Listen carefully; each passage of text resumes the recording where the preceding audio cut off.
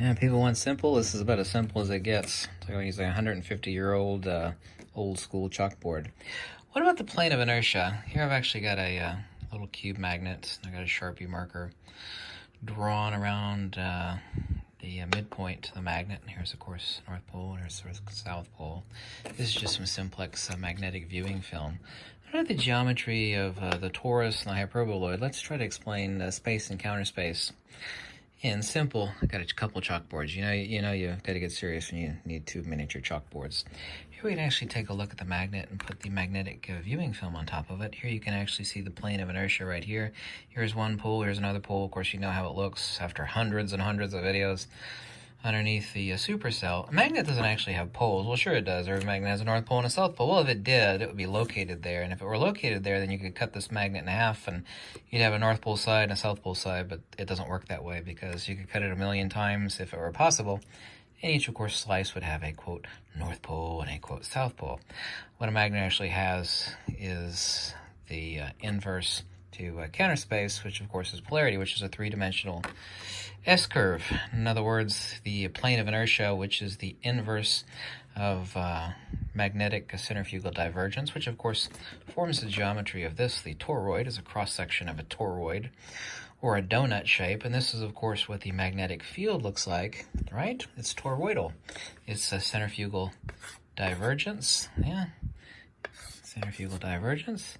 This is the geometry of force and motion. And the opposite to that, let me move the magnet out of the way, would be the geometry of increasing inertia and acceleration. So you have the conjugate geometry, sorry if I don't draw this perfectly, on every magnet, which of course is this hyperboloid here, or an hourglass shape.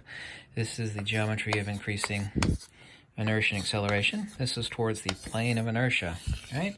You notice it actually makes this interesting cross. And of course, I don't know if you know how much you know about the right-hand rule, and of course I've got this a little bit messed up now. Let's actually flip the board over here. Here we can actually see the plane of inertia relative to, and it's the lowest pressure mediation, or the maximum throw against, I use the word throw, the maximum pressure mediation against which the centrifugal divergent magnetic and centripetal convergent increasing inertia and acceleration towards right here, the null point of counter space right here, the plane of inertia right here. This actually sits, here's the dielectric, which is the centripetal, and this is the centrifugal magnetic, this vector and this vector, okay, right here. We have opposite to the hyperboloid and the torus, and these two are the conjugate geometries of the universe, the hyperboloid, the hourglass shape, and the toroid, or the donut shape. Opposite to those at 45 degrees and 90 degrees to the dielectric, but this is the only place where life exists. So let's actually take a look at this geometry in simplex here. And by the way, you need to become familiar with the right-hand rule. None of this will actually become, even slightly apparent or understandable unless you understand the right-hand rule. Right-hand rule is just simply saying pressure mediation, kind of like saying water flows down the tub in your bathtub when you pull the cork, right? Lowest pressure mediation is the water wants to seek the lowest point. That's the plumber's motto, is that crap flows downhill. I think that's the plumber's motto. Here we actually have increasing inertia and acceleration, centripetal convergence. This, of course, is right along the hyperboloid here, increasing inertia and acceleration to the plane of inertia. Everything out here, of course, is space, space, space. These four S vectors are, of course, the four vectors of the toroid, the torus. If I were actually draw this out without making the chalkboard too busy, these would be the four vectors of space. To say magnetism and to say creates space, and also to say creates time, is one and the same thing. Here we have the actual vectors of counter space, centripetal convergence, the actual geometry, and this conjugate geometry of the torus and the hyperboloid. The negative image of a torus is a hyperboloid, and the negative image of a hyperboloid is a torus. We actually have the vectors here of counter space, but all life exists. You notice that this is 45 degrees, 45 degrees, 45 degrees, 45 degrees, 45 degrees, 45, 45. Yeah, I think I made that simple. The plane of inertia right here. This is the inverse. This is the lowest pressure mediation. In other words, this is the calm from the storm, the shelter from the storm. I'm trying to make a simple analogy that people can understand. You know, some places on Earth have really radical, like they're really windy and they're really stormy, and you need to build a shelter, and you want the best place, which would be like in a like a natural ditch near a rock cliff, for example, like they have in some places in Ireland, where it's really windy. So you don't end up with bad storms and bad winds. This plane of inertia right here is the calm in the storm, analogously, where life exists, and life only exists along the plane of inertia. This is the calm in the storm between the toroidal centrifugal divergence of the magnetic and the centripetal hyperboloidal. Let me just draw out the hyperboloidal here, the hourglass shape. Yeah, I'm just going to draw out that one. Yeah, right here. I think you know what the donut shape is right here. This is the calm in the storm right here, where life exists. And everywhere we find life in the universe, and even on the Earth, and even on the solar system, is right here at the plane of inertia. It follows the right-hand rule perfectly. This plane of inertia is the calm in the storm, the lowest pressure mediation between these centrifugal divergent magnetic vectors and the centripetal convergent hyperboloidal vectors between the magnetic and the dielectric. And this is the most simplex geometry of the entire universe. It holds true from one end of the universe to the other, and it's this plane of inertia right there, and you can see it.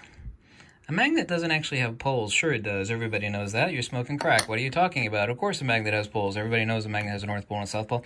No, what actually defines polarity? Polarity is literally just the centrifugal divergence. It is the vector of space.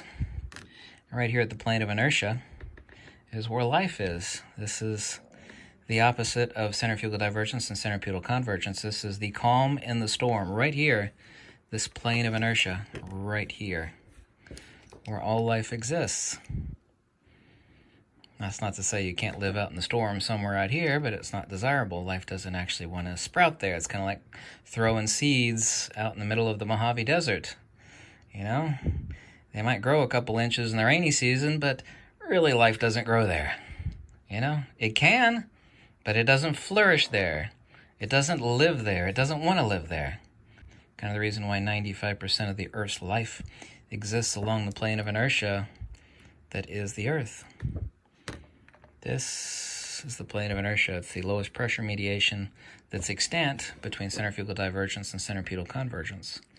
It is literally the lowest pressure mediation, or the calm zone, between centrifugal divergence and centripetal convergence. And it is this simplex geometry right here. This is the geometry of space right here. These are the vectors of centrifugal divergence. This is the vectors of counter space right here, counter space. Vectors of counter space, and this is the opposite of both. And this is where this shit happens. Yeah.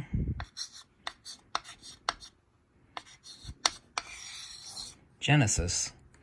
And Genesis, of course, always starts right here. Yeah. Genesis starts here, and it grows here. Yeah.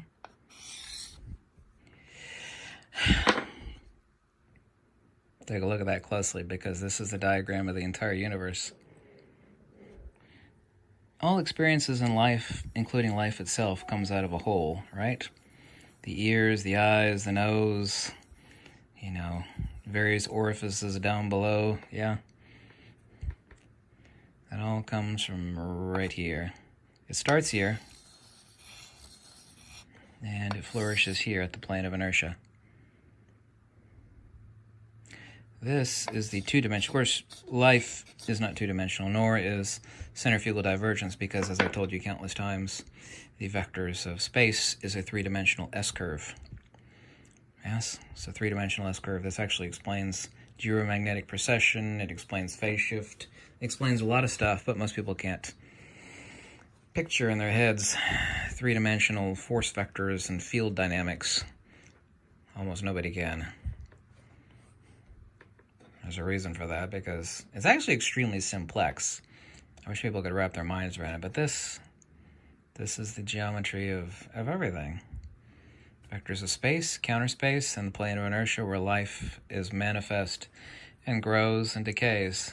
It grows and it decays. Necessitatively so. Growth and decay. Kind of like charge and discharge. Capacitance, resistance, magnetic permeability, dielectric permittivity. Centrifugal divergence, centripetal convergence. Growth and decay. They all exist along these vectors. The conjugate geometry of the universe, which is the torus and the hyperboloid. Thanks for watching.